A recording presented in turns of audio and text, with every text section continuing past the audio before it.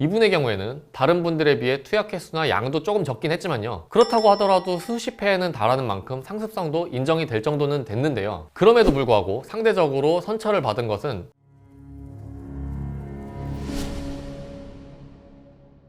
안녕하세요. 마성의 변호 경찰 출신 변호사 김판수입니다. 배우 유아인 씨의 프로포폴 상습투약건 수사가 새로운 국면을 맞고 있습니다. 국가수 모발 정밀 감정에서 당초 혐의 약물이었던 프로포폴과 대마 외에 케타민과 코카인까지 검출된 것인데요, 2월 초까지는 적극 소명하겠다는 입장이었던 유아인 씨 측에서는 변호인 선임 후 입장을 표명하겠다라는 취지로 선회를 했습니다. 이 사건은 수사가 개시된 단서가 좀 이례적입니다. 식약처에서 님스, 즉 마약류 통합관리 시스템을 모니터링해서 프로포폴을 일정 수준 이상으로 많이 처방받은 사람들을 경찰에 수사 의뢰했고, 그 안에 유아인 씨가 포함되어 있었던 것이죠. 이 시스템에는 어몽식이라는 유아인 씨 본명으로 등재가 되어 있었기 때문에 식약처에서는 이분이 유아인 씨인 줄도 몰랐었다고 하네요. 사건 초반에는 유아인 씨 측에서 프로포폴에 대해 어느 정도 적극적인 해명을 할 것으로 보여졌는데요, 이렇게 코카인 같은 하드드러그까지 검출된 상황에서는 유아인 씨 본인은 물론 선임된 변호인 측에서도 아마 상당히 고민이 될 것으로 보입니다. 경찰에서는 프로포폴을 처방한 병원들에 대해서도 압수수색을 했다고 한데요, 이 과정에서 치료 외 목적에 대한 증거나 정황이 드러났을 가능성도 충분히 있습니다. 언론에 따르면 일부 병원의 의료진들이 유아인 씨에게 너무 많이 수면 마취하면 안 된다, 병원을 옮겨 다니면 안 된다 라면서 주의를 주는 듯한 메시지를 보낸 정황도 있다고 보도했는데요, 이게 만약에 사실이라면 이 부분 역시 상당히 좋지 않은 정황으로 작용할 것으로 보입니다. 유아인 씨의 1년간 프로포폴 투여 횟수는 73회나 되고 그 양은 약 4,500cc에 달한다고 한대요. 일반적인 투여 횟수나 회당 투여량을 상당히 넘어선다는 의견들이 많습니다.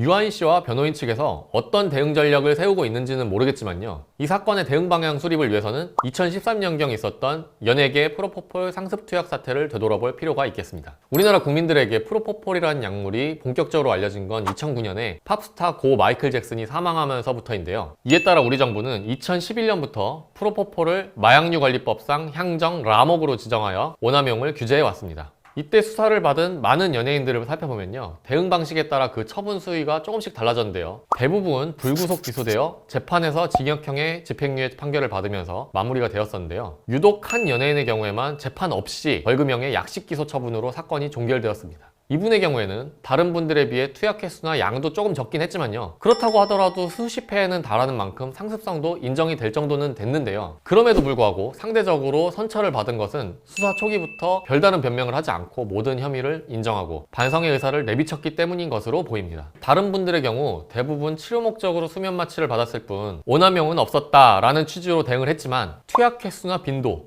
투약량 등을 근거로 이런 주장들이 받아들여지지 않은 것이죠. 정확한 사실관계를 알아야만 대응 수립이 가능하겠지만요, 일단 현재까지 언론 보도를 통해 알려진 내용만으로 보면요, 지금 유아인 씨의 경우 만약 어느 정도의 오남용이 있었던 게 사실이라면 초반부터 혐의를 인정하고 반성과 단약의 의지를 어필하는 것이 올바른 대응일 수도 있습니다. 2013년 당시의 사례들에 비추어 볼 때 프로포폴의 경우 어느 정도 상습 투약이 인정된다고 하더라도 실형이 선고되는 경우는 흔치 않습니다. 프로포폴과 대마의 경우 마약류관리법상으로 법정형이 가장 낮은 향정 라목과 대마에 해당되기 때문인 측면도 있는 거죠. 오히려 문제가 될 만한 것은 이번에 새로 검출된 케타민과 코카인이고, 그 중에서도 코카인에 대해 어떻게 해명을 할지가 관건이 될 것으로 보입니다. 케타민은 향정 라목에 해당하는 약물로 프로포폴이나 대마보다 중하게 처벌되는 마약류고요, 코카인은 향정 가목과 더불어 가장 중하게 처벌되는 마약류관리법 제2조 제2호 다목에 해당하는 마약입니다. 필로폰, 헤로인과 함께 세계 3대 마약으로도 꼽히는 코카인은요, 강력한 환각 증세와 중독성으로 인해 대표적인 하드드러그로 꼽힙니다. 특히 국내 유통량이 많지 않기 때문에 수사기관에서도 이 부분에 대해서 집중적인 추궁이 이루어질 것으로 보이네요.